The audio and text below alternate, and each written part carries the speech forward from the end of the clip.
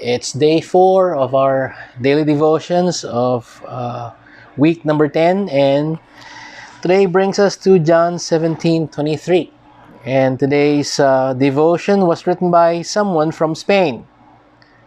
His name is Jose Manuel Robles Santos of the Berea Seminary, and he'll be reflecting on John 17:23, and the devotion is entitled Proven Love.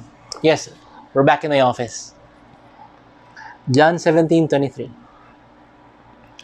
I in them and you in me, that they may be perfected in unity, so that the world may know that you sent me and loved them, even as you have loved me. And Mr. Santos writes, the church I attend is constructing a new building.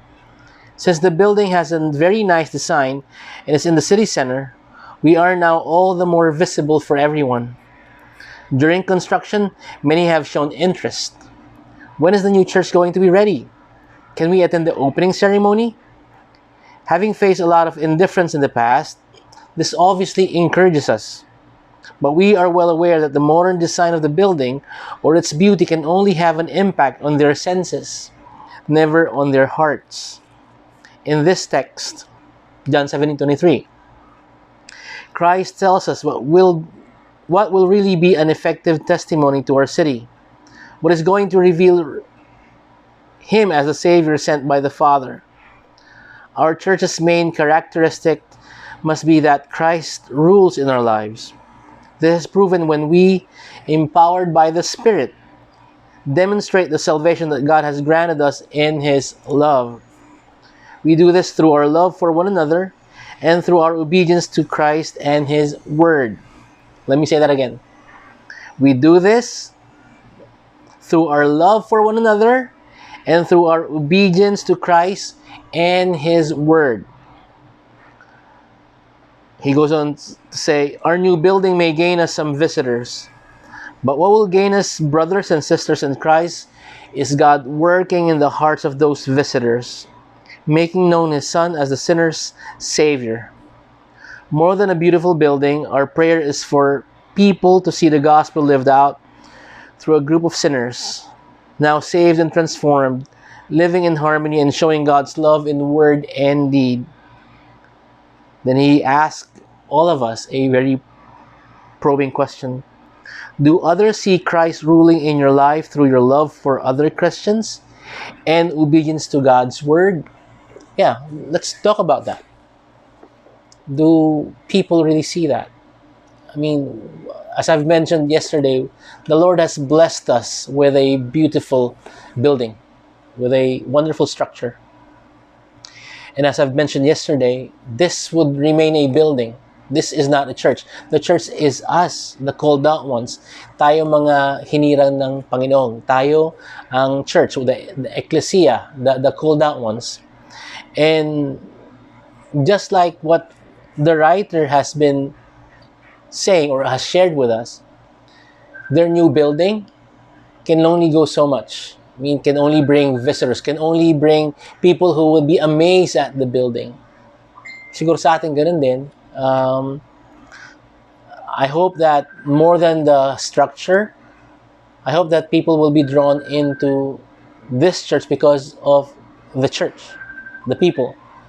I hope that they would see the warmth that we have, hindi lang sa kanila, lalo tigit sa atin nandito, sa isa't isa. It is through this, through our love for God, love for each other, and love and obedience for His Word, can people see that ano yung itsura talaga ng simbahan, who is the true church, and what it looks like. It looks like the love that Christ has for the beloved, right? So it is a wonderful reminder for all of us that we should be thinking about that. We should be considering that, to be loving one another and to be being obedient to God's Word and living out our lives according to His calling, according to His mandate, right? And then and only then can people see, iba talaga sila. That's the difference. Hindi yung dahil maganda yung building, hindi yung maganda yung structure, hindi yung music and everything. No, it's because of the testimony of those who are in that structure, the church, the called out ones. Wonderful reminder. And I love how yesterday's devotion jives with today's devotion. Right? Yesterday, we were encouraged to persevere and to be focusing our eyes on Jesus. And because as we focus on Him, everything else would fade away. And now we are encouraged to love one another, to reflect Jesus, to reflect God's love, to reflect and to show who the church is. Not the structure, not the building, but the people redeemed, saved, changed so beautifully by Christ. Right?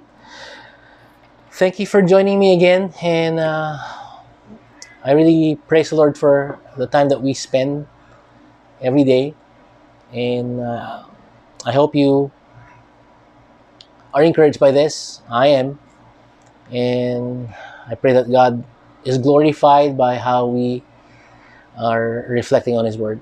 Right? Let's pray and ask Him to give us the grace to live out His Word. Shall we pray? Lord, we thank you that the church is not the building, the structure. Lord, we thank you that the church is us. The church is a group of people redeemed, justified, changed so very beautifully for one purpose: to glorify and magnify your saving grace. We pray, Lord, that as we are in this situation, that we're shining forth for you.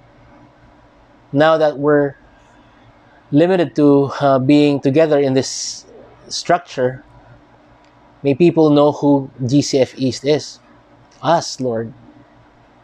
GCF East is the group of people who are situated in Brookside, Richmond, St. Anthony, and wherever we're at right now. And we pray that indeed we are representing you well. Indeed that we are a reflection of your love for us, of the good news, of the gospel. We praise you for this time that you have given us to be reflecting more on your word and to be confined in our respective homes, so we would long for each other, Lord. We would long for each other, that we would grow deeper in love with your word, with you, and with each other. Thank you again, Lord, for your sovereignty. Thank you for your great providence. And we pray that you'd continue to use us in spite of us and glorify your name. Glorify your name indeed, O God. Thank you so much for everything that you've done. In Jesus' name we pray. Amen and amen. Again, thank you all for joining me. I'll see you all tomorrow. Bye. God bless you.